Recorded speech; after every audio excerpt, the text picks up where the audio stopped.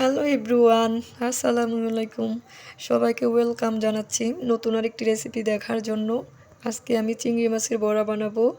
বড়া বানানোর জন্য এখানে সব উপকরণ নিয়েছি: পেঁয়াজ কুচি, কাঁচামরিচ কুচি, মসুর ডাল বেটে নিয়েছি। আপনারা চাইলে বুটের ডালও নিতে পারেন। ডাল দিয়ে বড়া, চিংড়ি মাছের বড়া বানালে মুচমুচে হয়। সো আমি ডাল বেটে নিয়েছি। এখানে নিয়েছি ধনিয়া পাতা কুচি, দেন চিংড়ি মাছ। এখন আমি সবগুলো উপকরণ মিক্স করে নেব।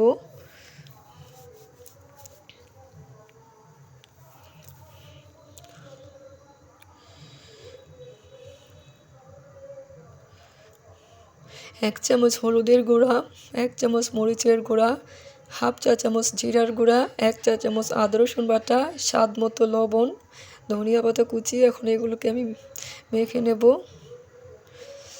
মাখানো হয়ে গেছে, এখন বড়া ভেজে নেব। কড়াইতে পরিমাণ মতো অল্প তেল দিয়ে দিলাম। আমি প্রথমে অল্প তেল দিয়েছি, পরে আবার তেল দিব। এখন বড়াগুলোকে আমি ভেজে নেব। অফ ক্যামেরাতে আমি তেল দিয়েছি। আলহামদুলিল্লাহ, বড়া বানানো ডান।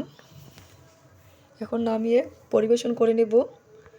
গরম গরম এই মুচমুচে বড়া বিকেলের নাস্তা কিংবা গরম ভাতের সাথে খেতে খুবই ভালো লাগে। আমার রেসিপিটা কেমন হয়েছে কমেন্টে জানাবেন। আল্লাহ হাফেজ, আসসালামু আলাইকুম।